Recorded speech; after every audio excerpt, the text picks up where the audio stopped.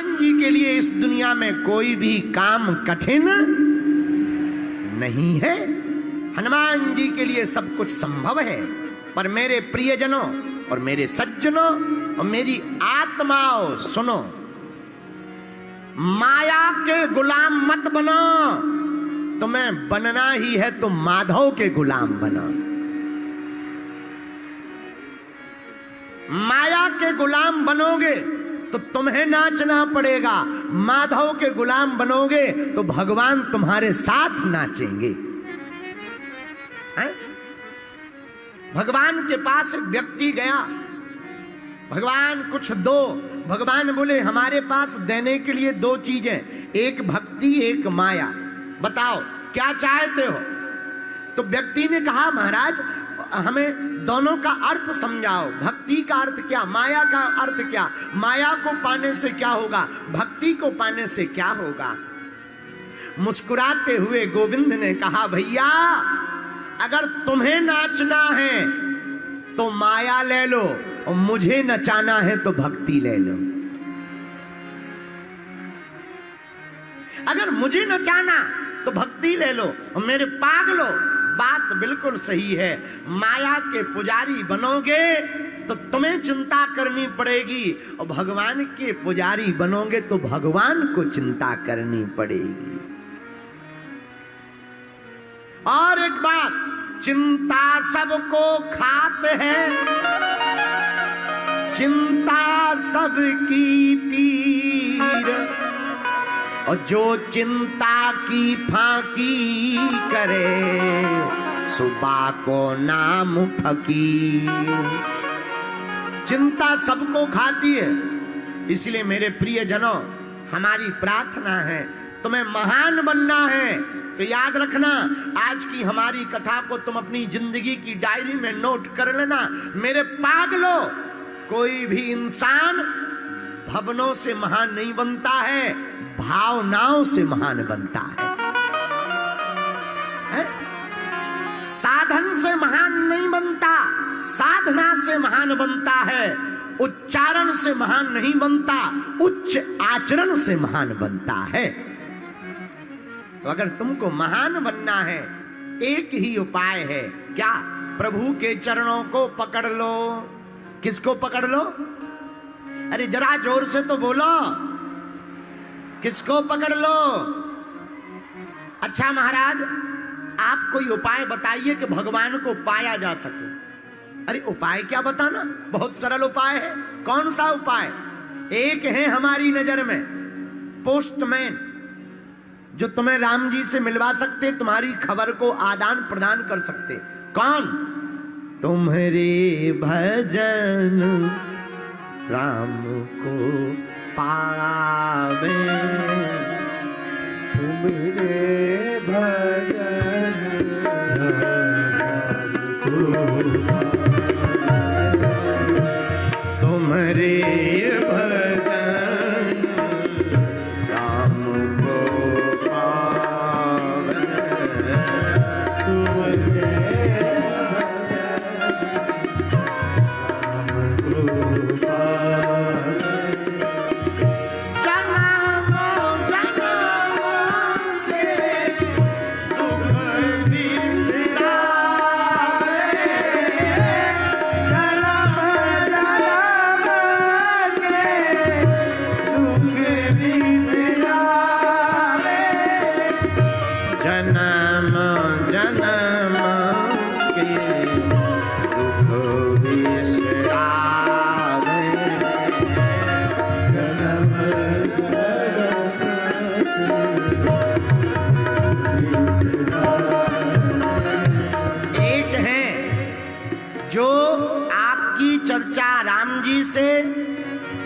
राम जी की चर्चा हनुमान जी से। हनुमान जी ही एक ऐसे देवता हैं जो तुम्हारी खबर राम जी तक, राम जी की खबर तुम तक ला सकते हैं। इसलिए हमने आज की कथा में हनुमान जी को पोस्टमैन कहा। क्या कहा? बोलो बोलो बोलो। पोस्टमैन।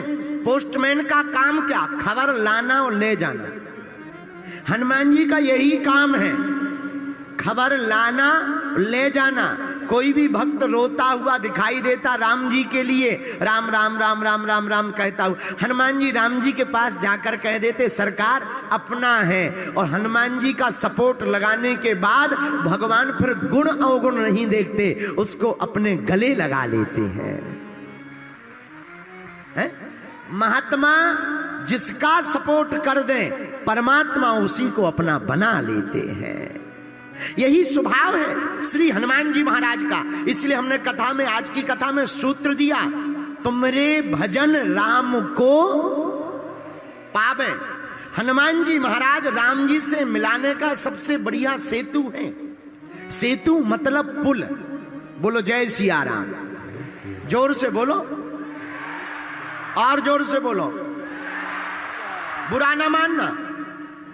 सच बात यह है, हम लोग भगवान को तो पाना चाहते हैं, भगवान के लिए तो घूम रहे हैं, पर भगवान को पाने के साथ साथ भगवान से कुछ और भी पाना चाहे।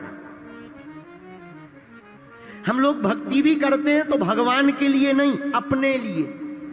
हमें मकान मिल जाए, लुगाई मिल जाए, पड़ोसी सुधर जाए, दुश्मन मर जाए, गाड़ी बन जाए, यह हम भगवान से पाना चाहते हैं। हमारे प्रियजनों, हम आपसे यही प्रार्थना करना चाहते हैं, अगर हम प्रभु को पा लेंगे तो हम सब कुछ पा लेंगे। भाई ऐसे समझो, जैसे किसी को समुद्र में घूमने का मौका मिले तो वो फिर छोटी मोटी नदियों में उतना आनंद नहीं ले पाएगा जितना समुद्र का आनंद है। और भगवान तो आनंद के सागर हैं। जब परमानंद पूर्ण राजा प्रभु श्री रघुनाथ जी राम जी मिल जाएंगे तो भैया संसार का सुख दुख हम लोगों का बाल बांका नहीं कर पाएगा, हम लोग तो सदा आनंद में ही जिएंगे। तो राम जी से मिलाने वाले कौन हैं? हनुमान जी महाराज। बोलो हनुमान जी महाराज की। हनुमान जी राम जी से मिलाने वाले हैं। अच्छा, राम जी से मिलवाएंगे? परम पूज्य श्री हनुमान प्रसाद पोद्दार जी अपनी पुस्तक भक्त राज हनुमान में कहते हैं कि हनुमान जी पोस्टमैन है। क्या है हनुमान जी? पोस्टमैन। अच्छा, हनुमान जी की एक और आदत है, जो भी राम राम राम राम राम राम जपता है हनुमान जी उसके पीछे पड़ जाते। कहां पड़ जाते भाई? आप जो भी सीताराम सीताराम जपता है उसके पीछे क्यों पड़ जाते हो? हनुमान जी बोले कहीं ये वापस लौट न आए, इसलिए हम उसके पीछे पड़ जाते हैं। जब तक वो राम जी से मिल ना ले तब तक हम पीछे पड़े ही रहते हैं। अच्छा, तो पीछे पड़ने वाले हनुमान जी ने किसी को मिलवाया राम जी से? 5 चर्चाएं आई पोस्टमैन। पहला, विभीषण जी को मिलवाया। रघुनाथ जी तक पहुंचाने का काम पहली बार सुग्रीव जी को किया। विभीषण जी को मिलवाया, सुग्रीव जी को मिलवाया, लेकिन प्रारंभ सुग्रीव जी से किया। सुग्रीव जी से कहा हम आपको राम जी से मिलवाएंगे। आहा, श्री हनुमान प्रसाद पोद्दार जी कहते हैं सुग्रीव भयभीत है, कह रहा हमें तो डर लग रहा महाराज, जीना मुश्किल है, आयु के दिन कम बचे, हो सकता हम ना जिएंगे, मर जाएंगे, कैसे राम जी से मिल पाएंगे? हनुमान जी बोले भैया तुम डरो मत, तुम्हें कहीं जाने की जरूरत नहीं है, हम ही तुम्हारे पास राम जी को लेकर के आ जाएंगे। ये पहले पोस्टमैन हनुमान जी।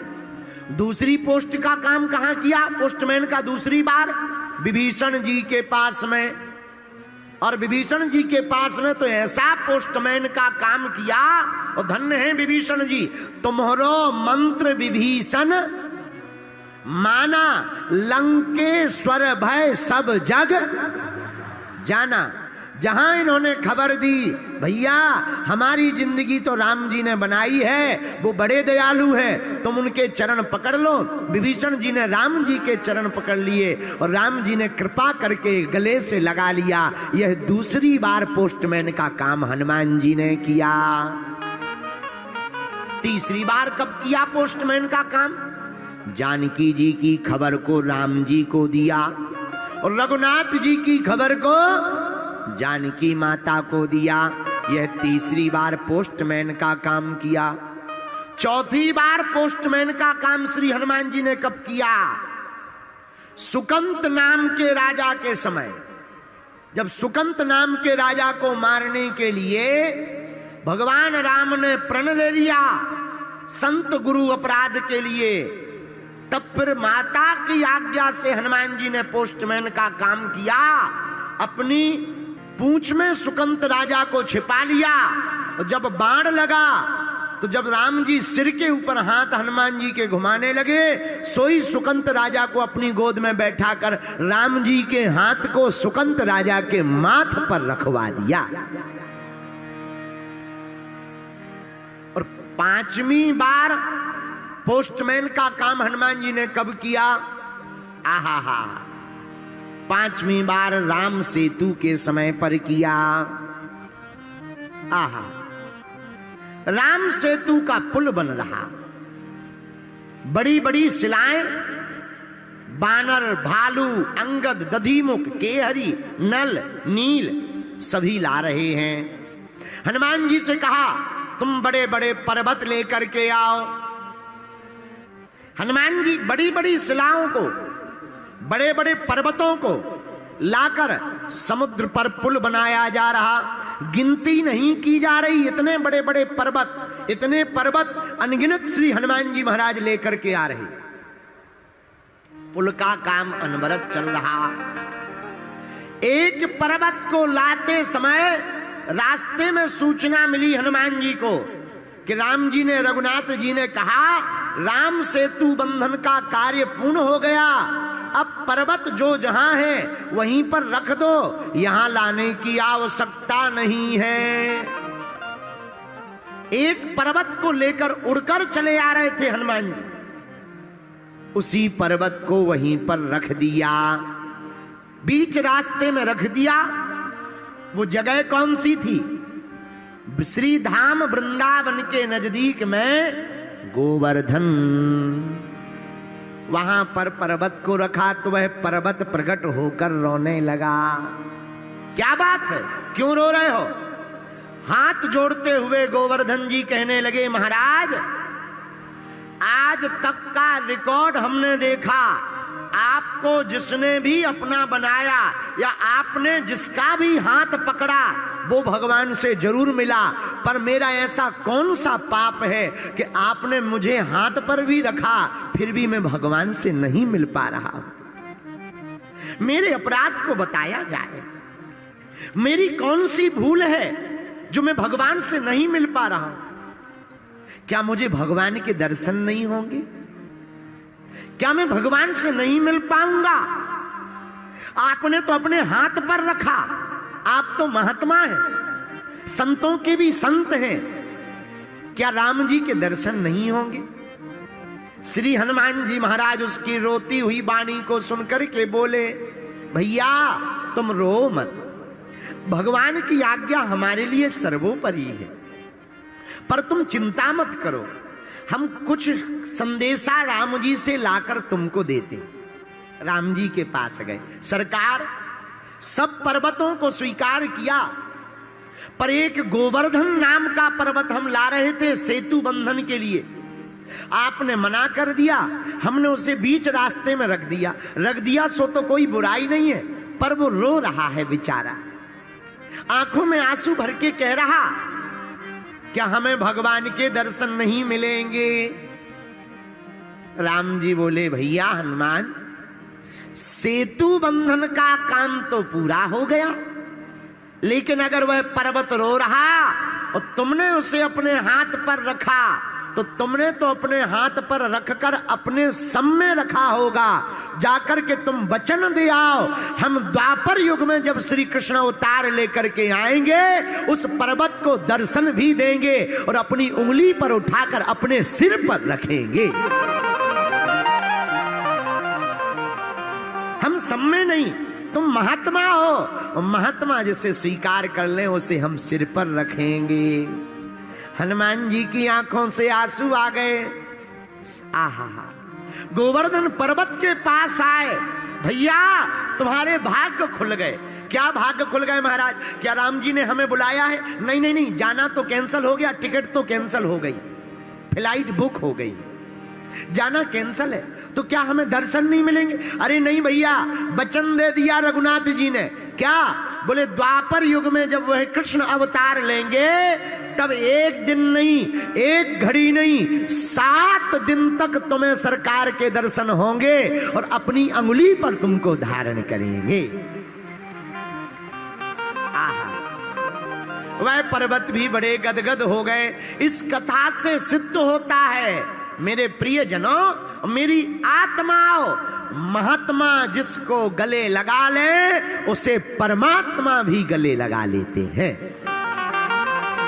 और हनुमान जी जिसकी बाह पकड़ ले उसे राम जी प्राप्त हो जाते हैं। बोलो जय बजरंग बली, जोर से बोला। तो हनुमान जी महाराज की कथा क्यों आवश्यक है? क्योंकि हनुमान जी हैं पोस्टमैन। क्या है हनुमान जी? पोस्टमैन। हनुमान जी का काम क्या? भक्त की कथा, भक्त की खबर भगवान को देना, भगवान का संदेशा भक्त को देना। इसीलिए कलयुग में तुम्हें राम जी के, शंकर जी के मंदिर मिले या ना मिले, पर हमारे बजरंग बली के मंदिर जरूर मिल जाएंगे। इसलिए कलयुग में इनकी बड़ी महिमा है। इसलिए भैया, अगर भारत के लोग और भारत के युवान और भारत में रहने वाले प्रियजन अगर हनुमान जी की भक्ति करते हैं और हनुमान जी का चरित्र जीवन में उतारेंगे तो हम दावे के साथ कह सकते हैं भारत को विश्व गुरु बनने से कोई नहीं रोक सकता। बोलो जय सिया राम, जोर से बोलो। हनुमान जी के लिए कोई भी काम कठिन नहीं है। कवन सुकाज कठिन जय गोहाई, कवन सुकाज कठिन जय गोहाई, जो नहीं हो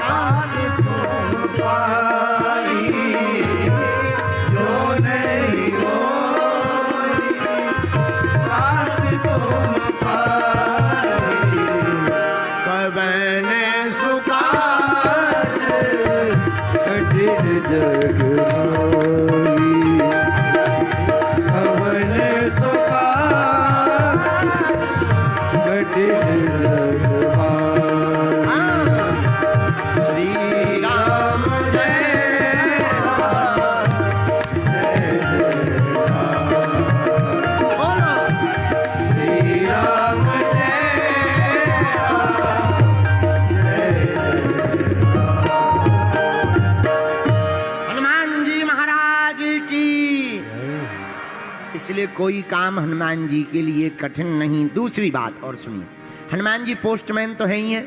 एक बात और बहुत ध्यानपूर्वक सुन लो। वर्तमान में, कलिकाल में, कलयुग में अगर कोई देवता प्रत्यक्ष रूप में है तो वो केवल हनुमान जी हैं, क्योंकि अजर अमर है।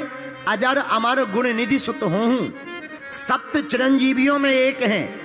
इसलिए वर्तमान में कोई जीवंत देवता, प्रत्यक्ष देवता सन्मुख हैं तो वो हनुमान जी हैं भैया। इसलिए कलिकाल में हनुमान जी की भक्ति करने वाले साधक को राम जी भी प्राप्त होंगे और हनुमान जी की कृपा भी प्राप्त होगी।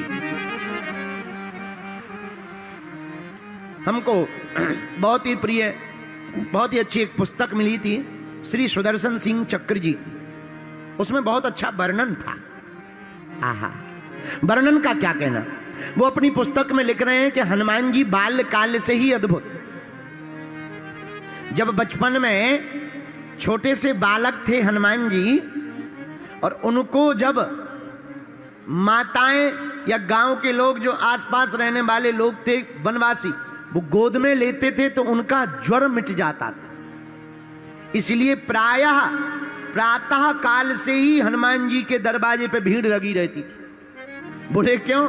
बोले उनको कोई गोद में ले ले तो इतना तेज था कि कैसा भी थका हुआ, बीमार, रोगी, कोड़ी, बुखार में पड़ा हुआ आदमी हो, हनुमान जी को जो गोद में खिला लेता था उसका रोग मिट जाता था। इसलिए हनुमान जी को गोद में लेने के लिए बड़े बड़े महात्मा लाइन में लगे रहते थे। कितनी अद्भुत बात है। जो बचपन में ही पीड़ा मिटाने वाले, संकट हरने वाले हों, वो तो वर्तमान में भी संकट मोचन है। इसलिए भैया ऐसे हनुमान जी की भक्ति करने वालों के आसपास तो संकट आ ही नहीं सकता है। बोलो जय सिया राम। लेकिन हम लोगों की पूजा भी आजकल बड़ी विचित्र हो गई। एक संत जी हमसे कहते थे बड़ी विचित्र बात, तन से पूजा कर रहे, मनवा गया बाजार, और कैसे रीझ है सांवरा, जुड़े न दिल के ताल। ज्यादातर लोग तन से पूजा करते हैं, मन का पता नहीं कहां घूम रहा है। पता लगा कि मन घूम रहा सांचौर की चाट खा रहा है, फुल्की पी रहा है। फिर बाद में मिलते हैं, गुरुजी इतने दिन हो गए हनुमान जी की कृपा नहीं हो रही। ठटरी के बरे है? हनुमान जी की कृपा पानी है तो तन से पूजा की आवश्यकता नहीं है। हनुमान जी की कृपा को पाने के लिए मन से पूजा की आवश्यकता है। एक आदमी और हमें मिला, यही राजस्थान का, हमारे बागेश्वर धाम पे आया। हमने कहा और बताओ सब ठीक है? बोले कहां ठीक है, सब बेकार है। हम कहा नहीं बेकार तो है, और हनुमान जी की भक्ति करो ठीक हो जाएगा। अरे बोले 20 साल से कर रहे हैं, रोज प्रसाद चढ़ाते हैं, आज तक कुछ नहीं हुआ। हमने कहा कुछ नहीं हुआ? बोले कुछ नहीं हुआ। हमने कहा प्रसाद में क्या चढ़ाते हो? बोले नारियल। हम कहा सीधा चढ़ाते हो या फोड़ते हो? बोले नहीं नहीं फोड़ते हैं। हम कहा तुम्हारी ठटरी बर है। बोले क्यों? हम कहा खोपड़ी तुम हनुमान जी को चढ़ा जाते हो, गरी गोला अपनी लुगाई को खिलाते हो। आओ, आओ, आओ, खोपड़ी तुम हनुमान जी को दे जाते हो, गरी गोला तुम खुद खाते हो, लुगाई को खिलाते हो, और कहते हो कि हनुमान जी की कृपा नहीं हो रही है। हम प्रार्थना ये करना चाह रहे, हनुमान जी नारियल से प्रसन्न नहीं होंगे। नारियल तो एक समाधान है, एक माध्यम है। नारियल फोड़ने से भगवान की कृपा नहीं होती, नारियल जैसा बन जाने से कृपा होती है कि बाहर भले ही कठोर रहो पर अंदर तो नारियल जैसा कोमल होना चाहिए। ये नारियल का महत्व है। नारियल चढ़ाने का मतलब ये नहीं है। कई लोग, बहुत से लोग हमें मिलते हैं, अब हम ही को फंसते हैं, क्या बताएं। एक आदमी और हमें मिला, बोला पंडित जी। हमने कहा हाँ जी। बोले अगर हमारा काम हो जाएगा तो हम हनुमान जी को जो है 5 किलो लड्डू घी के चढ़ाएंगे। तो हमने कहा देखो पहली बात तो ये कि हनुमान जी तुम्हारे घी के लड्डुओं के भूखे नहीं है, और दूसरी बात अपना काम बताओ। बोले काम ये है कि हमारी जमीन बिक जाए पर महंगी बिक जाए। हम कहा हनुमान जी को अगर जमीन ही बिकवानी होगी और महंगी बिकवानी होगी, तुम्हारी क्यों बिकवाएंगे, हमारी नहीं बिकवाएंगे। अरे हनुमान जी की कृपा अनुबंध से नहीं होती कि आप भगवान से कॉन्ट्रैक्ट करो कि तुम ऐसा कर दो भगवान तो हम ऐसा कर देंगे, तुम हमारा ऐसा काम कर दो तो हम झंडा चढ़ाएंगे, तुम हमारा ऐसा काम कर दो तो हम दंड भरते आएंगे, तुम हमारा ऐसा काम कर दो तो हम मंदिर बनाएंगे। अरे हनुमान जी की कृपा अनुबंध से नहीं होती, हनुमान जी की कृपा तो संबंध से होती है। इसको तो अनुबंध कहते हैं। ये तो बिजनेसमैनों में होता है, व्यापारियों में, कि तुम हमारा बिजनेस का सामान ले लो हम तुम्हें गिफ्ट देंगे, ये कर दो तो हम वो करेंगे। ये बिजनेसमैनों में होता, भक्त और भगवान में नहीं होता है। भक्त और भगवान तो स्वतंत्र होते हैं भैया। भक्त तो भगवान पर सर्वस्व लुटा देता है, और भगवान भी ऐसे हैं कि वो अपनों भक्त को जी भर करके दे देते हैं। बोलो जय सिया राम, जोर से बोलो। और जो भक्त भगवान के भरोसे होता, ऐसे समझो, मेला में एक 5 साल का बच्चा गया, एक 15 साल का, एक माताजी के दोनों बेटे, एक 15 साल 20 साल का था, एक 5 साल का। मेला बहुत भरा हुआ था, पर माताजी की नजर बार बार 5 वर्ष वाले बच्चे पर जा रही थी। जो 5 वर्ष का बालक था उसी पर नजर जा रही थी, ये गुम ना जाए, गायब ना हो जाए, भग ना जाए, चोट ना लग जाए, कहीं गिर ना जाए। बार बार हाथ पकड़कर 5 वर्ष के बच्चे को माताजी कभी गोद ले लें, कभी उंगली पकड़ लें, कभी सिर पर हाथ रख ले में। क्यों? क्योंकि 15-20 वर्ष का बच्चा तो सब अपने मन से करेगा, पर 5 वर्ष का बच्चा तो अपने मन से नहीं कर पाएगा, उसकी चिंता मां को होती है। उसी प्रकार भैया, तुम ज्ञानी बनोगे तो तुम्हें स्वयं सब कुछ करना पड़ेगा, और तुम ध्यानी बनोगे तो तुम्हारी परवाह भगवान को करनी पड़ेगी। कल हम लोग कमरे में बैठे बैठे परम पूज्य श्री बक्सर वाले मामा जी की चर्चा कर रहे थे, श्री नारायण दास भक्त माली जी महाराज। आहा, कितने अद्भुत महात्मा में। उनकी चर्चा जब आप लोग कर रहे थे तो हमें उनकी कुछ भारत में अभी भी कुछ संत दर्शनीय है, बाकी तो भैया प्रदर्शनीय है। बुरा न मानना सांचौर वाले लोगों, तुम हमारी आत्मा हो, हम सच बात बोल रहे हैं। साधु हो जाना कठिन नहीं है, साधु बन जाना बहुत कठिन है। कपड़ा पहन लेना बहुत सरल है, बाल रखा लेना सरल है, माला पहन लेना सरल है, लेकिन भजन जीवन में उतारना और संत का आचरण जीवन में उतारना बहुत कठिन है। बोलो सीताराम, जोर से बोलो। अभी भी अपने भारत में परम पूज्य जैसे पथमेड़ा वाले श्री गौरशी मनीषी परम पूज्य श्री दत्त शरणानंद जी महाराज, क्या अद्भुत विभूति है। कभी फोटो टीवी पर नहीं आती, कभी फोटो नहीं खिंचवाते, कभी स्पर्श नहीं करवाते। क्या नियम है, क्या परंपराएं हैं। भारत में कुछ ही महात्मा हैं जो दर्शन करने योग्य हैं। आज ही आते समय हमारी बात बरसाने वाले परम पूज्य श्री विनोद बाबा जी से हो रही थी। आहा, क्या विभूति है। श्री राधा रानी जी की कितनी अद्भुत भक्ति है। बात करते करते ही उनके नेत्र सजल हो जाते।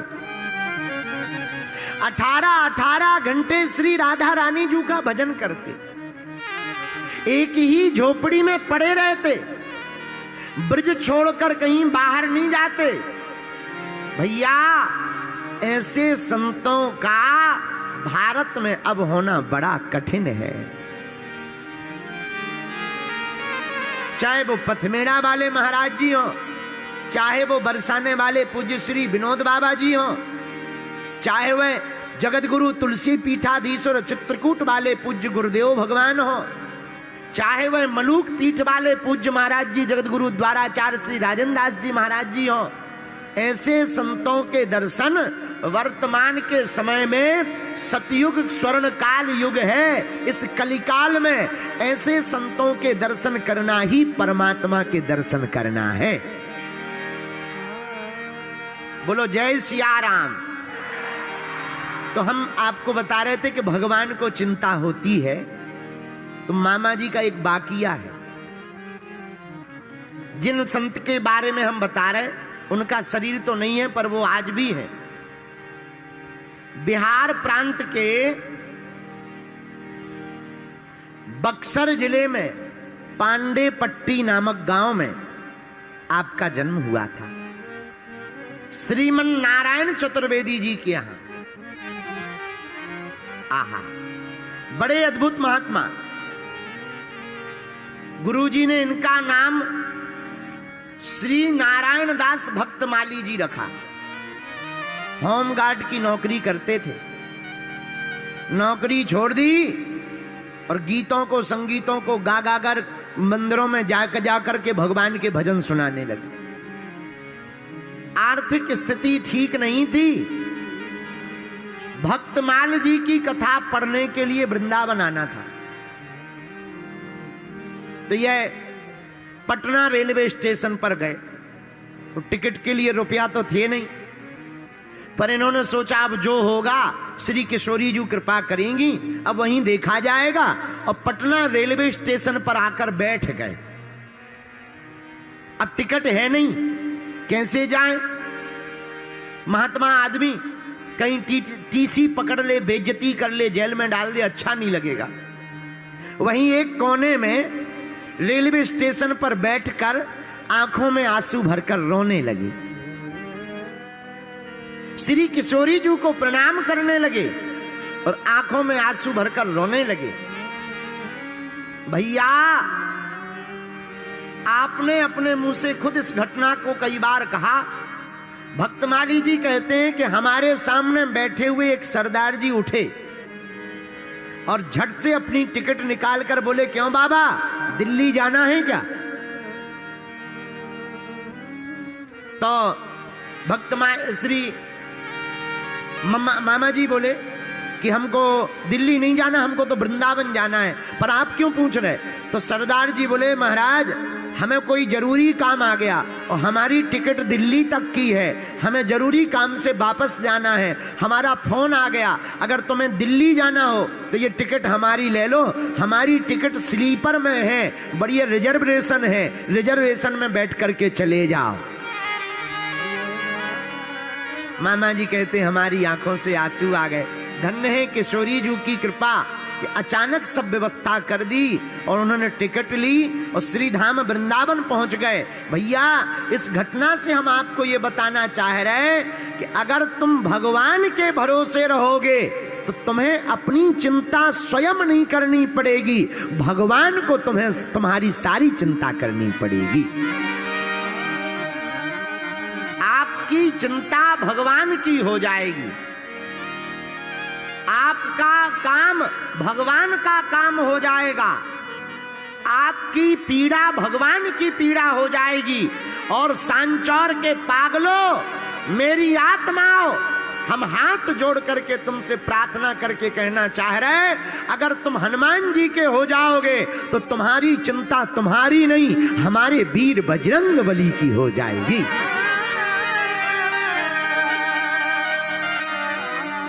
हमारे हनुमान जी की हो जाएगी।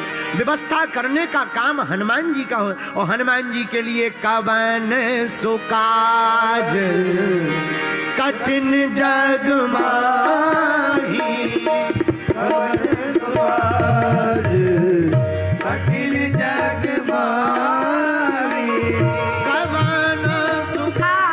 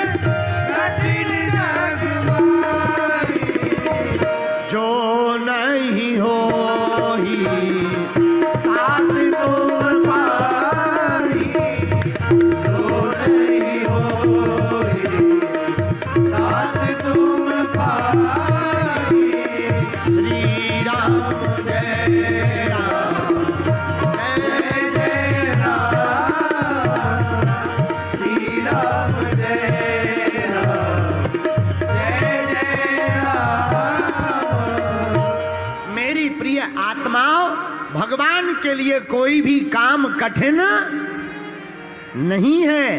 अगर तुम भगवान के भक्त हो जाओगे, अगर तुम हनुमान जी के साधक हो जाओगे, अगर तुम हनुमान जी के उपासक हो जाओगे, अगर तुम हनुमान जी के चरित्र को जीवन में उतारोगे, अगर तुम हनुमान जी की पूजा करोगे, अगर तुम हनुमान जी का बीज मंत्र ओम हम हनुमते नमः, इस मंत्र का जाप करोगे तो तुम्हारी चिंता नहीं बचेगी, समस्त चिंताएं हमारे श्री वीर बजरंग बली की हो जाएंगी। हनुमान जी महाराज सर्व प्रकार समर्थ हैं, सभी प्रकार से बलवान हैं, सभी प्रकार से निपुण हैं, बुद्धिमताम वरिष्ठम भी हैं, बुद्धि बल भी तेज है। लेकिन भैया हम हनुमान जी की भक्ति तो करते हैं पर अपने स्वार्थ के लिए हनुमान जी की भक्ति करते, अपितु हम लोगों को हनुमान जी की कृपा पाने के लिए हनुमान जी की भक्ति करना चाहिए। एक बात और देखो, झंझटों जितनी ज्यादा हो उतनी आफत। कई लोगों को लगता है हमारे पास पैसा नहीं है, बड़ी आफत है, गरीबी बहुत है। बात ठीक है तुम्हारी, पर जितने झंझट आ जाएंगे, तुम्हारे पास पैसा आ जाएगा तो फिर टेंशन होगी। आज तुम्हें टेंशन है पैसा नहीं है, और कल तुम्हें फिर नई टेंशन हो जाएगी कि पैसा है तो रखें कहां। एक नई टेंशन है, इनकम टैक्स की टेंशन, ईडी की टेंशन, जीएसटी की टेंशन है, कहां खर्च करें, दुनिया को पता ना लग जाए, फिर और नई आफत खड़ी हो जाएगी। आज भी तुम झंझट में पड़े कि है नहीं, कल फिर नए झंझट में पड़ोगे कि क्यों है इतना। बोलो सीताराम। ये झंझट है, बहुत खतरनाक झंझट होते हैं, इसीलिए जो झंझट नहीं है भगवान को धन्यवाद दो। बोलो जय सिया राम। एक आचार्य जी कथा सुनाते थे, बहुत अच्छी कथा है, बहुत अच्छा उदाहरण देते थे। एक महात्मा मरने लगे तो शिष्यों ने कहा कि गुरुजी कोई ज्ञान दो, ज्ञान। तो गुरुजी बोले एक ही ज्ञान है, बिल्ली मत पालना। एक ही ज्ञान है, क्या नहीं पालना? बोलो बोलो, बिल्ली मत पालना। अब वो महात्मा मर गए। अब शिष्य बड़ा हैरान कि गुरुजी कह गए बिल्ली मत पालना, लेकिन आज तक समझ में नहीं आया कि बिल्ली क्यों नहीं पालना। तो दूसरे महात्मा ने बताया, बोले हम तुम्हारे गुरुजी को जानते हैं, हमें पता है हकीकत। बोले क्या? बोले क्या है, जब तुम्हारे गुरुजी नए नए बाबा बने तो जिस कुटिया में रहते थे वहां चूहे बहुत रहते थे। चूहे कपड़े फाड़ देते थे, चूहे लंगोट फाड़ देते थे। तो गांव वालों ने कहा महाराज चूहे अगर कपड़े फाड़ देते हैं तो बिल्ली पाल लो। तो महात्मा जी ने बिल्ली पाल ली कि कम से कम चूहे खाती तो रहेगी बिल्ली। और जब से बिल्ली आई सो चूहे कम हो गए। लेकिन एक नई आफत हो गई कि दूध चाहिए बिल्ली को। अब गांव वाले दूध कब तक दें? 10 दिन, 15 दिन, 20 दिन। 20 दिन बाद गांव वाले बोले महाराज अब रोज रोज दूध देने में झंझट है, एक काम करो, एक गाय ले लो हमसे। महात्मा ने कहा ये बहुत बढ़िया है और अच्छा है, अब दूध तो चाहिए, सो बिल्ली के लिए गाय ले ली। अब गाय दूध तो दे रही, बिल्ली भी पा रही, लेकिन गड़बड़ यह हो गया कि अब गाय के लिए घास चाहिए। गांव वालों ने 2-3 महीना घास दी, पर गांव वाले बोले महाराज वैसे हम कब तक घास देंगे तुम्हारी गाय को, एक काम करो हम लोगों से तुम 2 एकड़ जमीन ले लो, अपनी घास उगाओ, गाय को चराओ। महात्मा ने कहा कि यही ठीक है, अब गाय रखनी है, बिल्ली भाई बिल्ली रखनी है तो गाय चाहिए, और गाय रखनी है तो घास चाहिए, तो 2 एकड़ जमीन ले ली। अब जमीन में महात्मा अब चारा काटें कि भजन करें? तो गांव वाले बोले महाराज एक विधवा औरत है गांव में, इसको रख लो सेवा में, घास काटती रहे।